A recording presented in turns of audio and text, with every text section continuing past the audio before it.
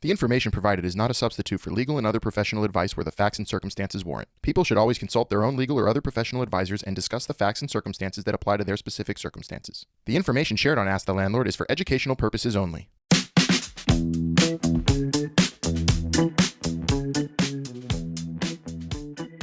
Hello, everyone. Welcome back to Ask the Landlord with your favorite landlord, Albert Dweck. I'm Melissa, one of Albert's producers and a former New York City renter. And together, we're going to be asking this landlord some questions. What's going on, Albert? Hello, Melissa. How are you today? I'm doing great. It's a great day today. How are you? I'm good. You have a question for me today, don't you? Today's question, we all want to know. What is a security deposit and how do I get it back? That's a great question. And a security deposit is really something that the landlord holds.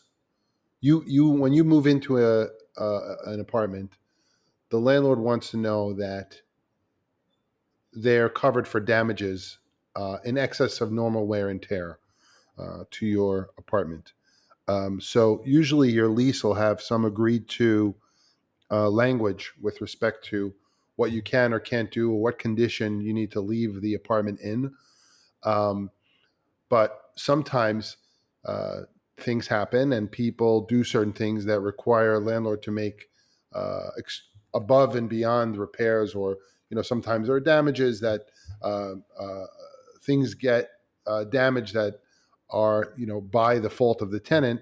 If they're not, then obviously the security deposit is not due.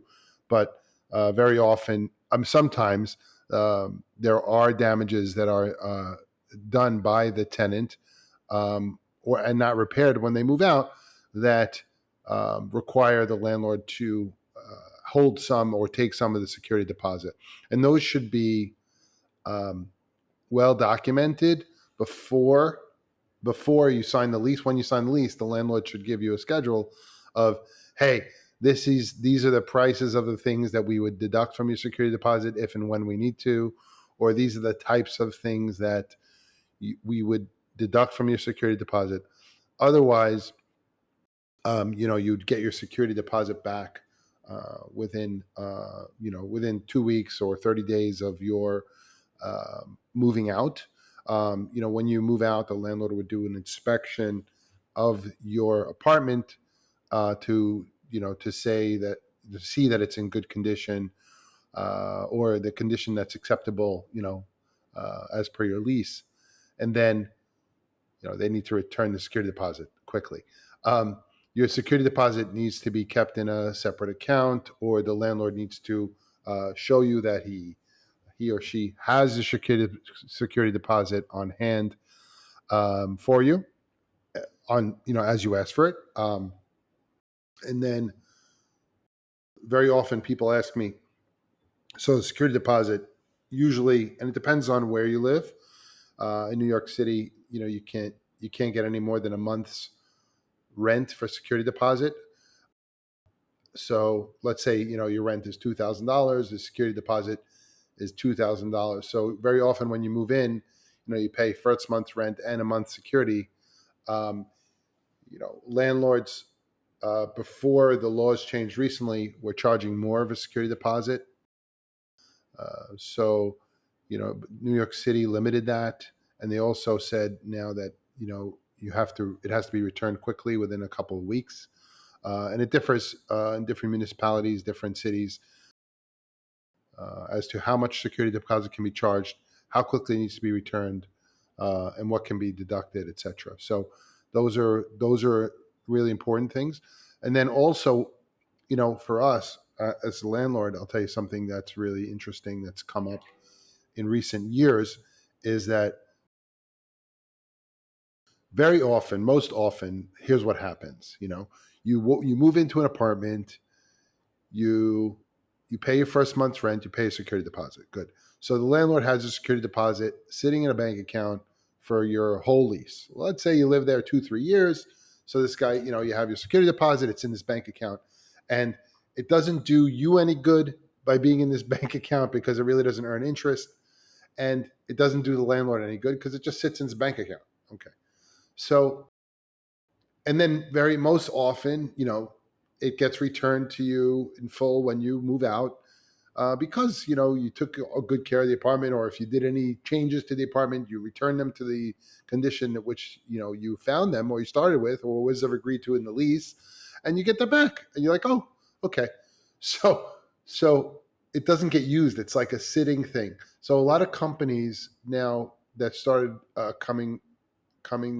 making a new offer and saying, look, maybe tenant, you don't have to put a security deposit up. Maybe we could like do some kind of insurance product. So there are now services where you could pay a little bit of an extra charge each month, and there are companies that say to the landlord, hey, landlord, when and if you need security deposit, we'll provide that to you, but you don't have to hold the money.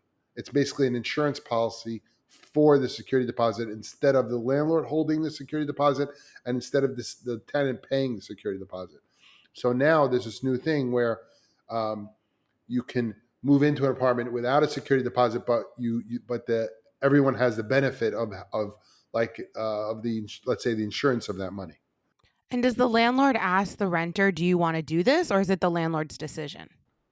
Well, so yeah, so it's becoming more and more common these days, and in fact, those are very often the insurance that you get is in excess of a month's rent. So that's really sometimes better. Um, Not every landlord takes it. Real estate tends to be very old fashioned, and um, but it does make sense. We've taken it, and um, it helps the tenant because they don't have to come up with all this money up front, and they get use of the money. And it helps the landlord because the landlord sort of has like a third party that's handling the security deposit, and it could be in excess of a month's rent, since it's basically not a security deposit, it's like an insurance policy. So So do you see that as the future of I do. part of the I real do. estate transaction? I do. I see it moving that way. Uh, as you see tenants more and more uh, getting to these things, it's you it seems like a much better product than what's existing. Um, so I do see it going that way very more often. So. That'd be great. And just a quick definition back to what you were talking about at the beginning. What is normal wear and tear? Right. So normal wear and tear is in the use of an apartment, and it's going to be defined by your lease. But usually, um, you know, if you got the apartment, let's say with white walls, right, Hmm. then painting the apartment with green walls is beyond normal wear and tear, Right. right? Or putting wallpaper on the walls, without your landlord's permission, and not removing it before you leave, that's beyond normal wear and tear. But very often if you put uh, like a little bit of a hole in the sheetrock to put a picture up, that's not a big deal, right? But you want to check with your landlord your specific situation. But or if, let's say, your apartment has a wood floor, and just you're going to scuff it up in the course of living there, or you have cabinets, regular use of the place, um, without changing its nature, right? But let's say you're in an apartment and you decided to break down a wall. That's Right. because it might make sense. It might be a great idea, but you know you didn't ask the landlord, or it didn't make or very often in New York, which this happens a lot, is you have a apartment, and you say, oh, I want to get a roommate, and we're going to take this very large room and make it into 2 rooms, right? And we're going to put up a wall. Well, the landlord might say, okay, as long as you take away the wall. So there are companies actually that put up these temporary walls.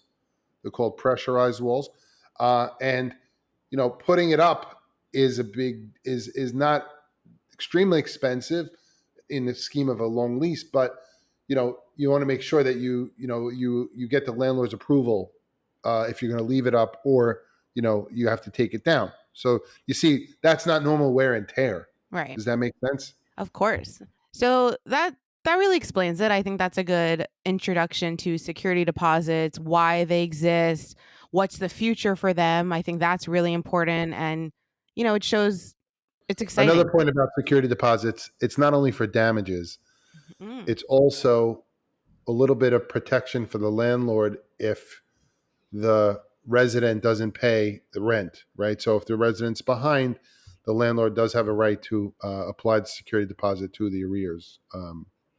So that's right. something that's another protection for the landlord. To the last month's rent or just in general? Oh, great question. Right. So in general, if you're behind on the rent, the landlord has the right to apply security deposit to the rent. Okay. But what happens very often is, tenants want to know, oh, can I just apply my security deposit to the rent? And the answer is no, right?